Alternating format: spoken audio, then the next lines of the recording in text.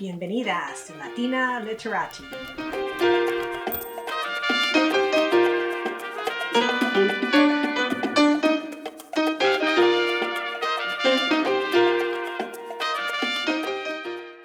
If you enjoy wonderful books, great places, and interesting people, then this is the channel for you.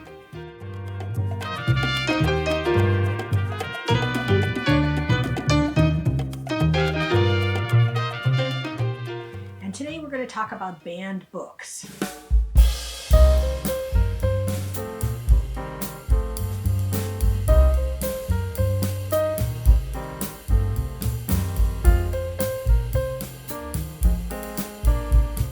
So books have been banned since there have been books. In fact, before there were books, there were papyrus and scrolls and books on vellum, writings on literally the skins of goats and sheep. Remember that until just a couple hundred years ago, less than 1% of the population, very few people could read. It was normally authorities in either religious or government positions that could even read. The vast majority of humanity that has existed on Earth could not read. And that's why it's so important to read and to use this ability, this faculty, this privilege that we've been given to participate in forming our own thoughts, in analyzing a situation, in looking at what others have said as we look at our reality and try and find solutions to the problems around us. So let's go back thousands of years ago, even before there were books as we know them today. There were scrolls in ancient China, and there were scrolls in ancient Greece, and there were scrolls in the Maya and Aztec libraries. So if you think of the first tragedy of books, you normally think of the burning of the Library of Alexandria.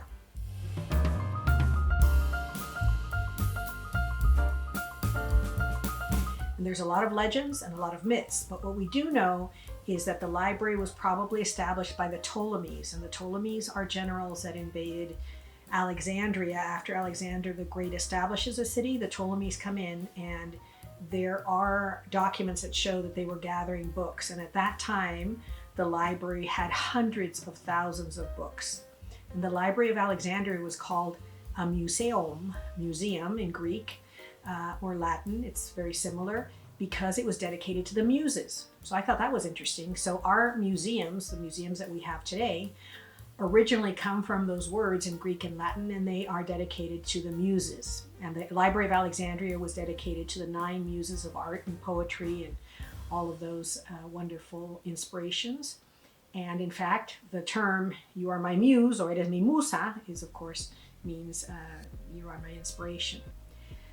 So we know that one of the greatest women intellectuals in the history of humanity was the head of the library. Her name was Hypatia, and that the library was sacked, burned, and she was killed. There are references to the governor Theophilus mentioning that it took months to burn all the books that were there. So to even think about it, and I have stood in the place where they think the library was and just wept many, many years ago. But a new library was established where they think the old library was in Alexandria. So you can go there today, and it's mostly digital, but it's a way to pay homage to what was once there, and to think that it was probably Cyril of Alexandria that brought the monks from the desert to do away with the pagan thoughts. And so we flash forward, of course, the famous Savonarola in Florence would have just bonfires with books, because anything that he didn't believe should exist, he burned, whether it was art pieces, jewelry, books. It's just, if you think about it, it's just too much to even consider. And of course, another great tragedy is the burning of the codexes, the libraries that the Maya and the Aztecs had. And in fact, there is writings from the Spanish invaders saying that the Mayan and the Aztec priests and intellectuals didn't care about sacking of the city as much as they did about the burning of their history. Because when you want a people to be subjugated, the first thing you do is erase their history. And that's why it's so important that we understand who we are and give our children, as the great poet Khalil Gibran says, we need to give our children roots and we need to give our children wings. But those roots meaning we need to know where we're from. And when I say we, I'm talking about humanity. I'm talking about the intellectual inheritance of all of humanity. I'm not talking about a particular group of people. There were great libraries in Timbuktu. We've talked about the wealth of Africa. And just recently, in the last 20 years, there were families that were given specific boxes of books to protect. And as different groups came into power, they were protected. And in fact, there's a library now that is under international patronage that has tried to bring those ancient books back. We went to a library in the Moroccan desert and to look at a manuscript that was written 1,500 years ago. And unfortunately, the library was closed, but just the thought of seeing a book that old is just amazing.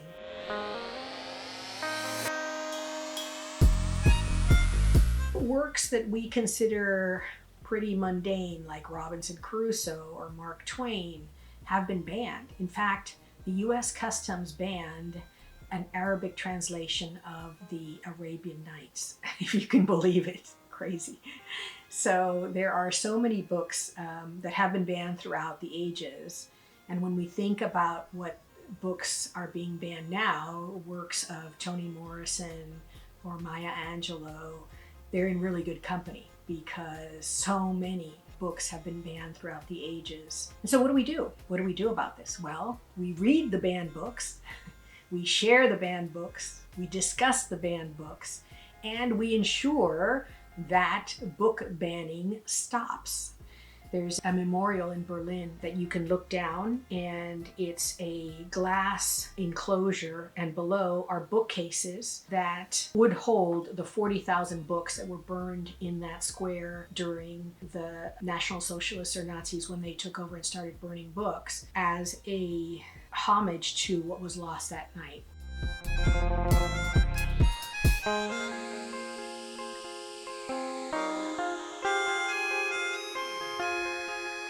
Works from authors like Ernest Hemingway, Alice in Wonderland. These types of books have been banned, amazingly, in different places. Lady Chatterley's Lover was banned in England. Marquis de Sade's pornographic prose was banned in France. And his books were burned by his own son, who was trying to redeem himself before society. And it was some officials who kind of kept some of the manuscripts. That's the only reason why some of his works have come down to us. The most important thing we can do is support access to information and transparency. You would think that a natural part of the First Amendment is not just free speech, but free thought. The ability to read, to come to our own conclusions, the ability to receive information, to analyze it, be a critical thinker and say, wait a minute, this person is saying that person is saying that, I'm going to come to my own conclusion. So instead of recommending books in this video, what I'm going to do in the description box is give you lists of banned books that hopefully you have already read or will read or will share with others as well. I'm also going to leave a link where you can make a donation to my favorite community radio station, KPFA, and you could get a t-shirt that says, I read banned books, or you could get a tote bag that says, that's filled with books that have been banned, and the tote says, I read banned books. I think this is our way of contributing to doing away with the banning of any material. It's up to us to decide what we can read, what we can think, and what we can decide are the best answers to the problems that we face every day. So thank you so much for joining us on this journey, and it really is a journey. I hope that you've enjoyed this video and that you will subscribe and comment. Let me know what books you enjoy or you've heard are banned or you think need to be shared. So thank you again so much for joining us in this video. And as always, we wish you mucho cariño, mucha salud y mucho amor. Gracias.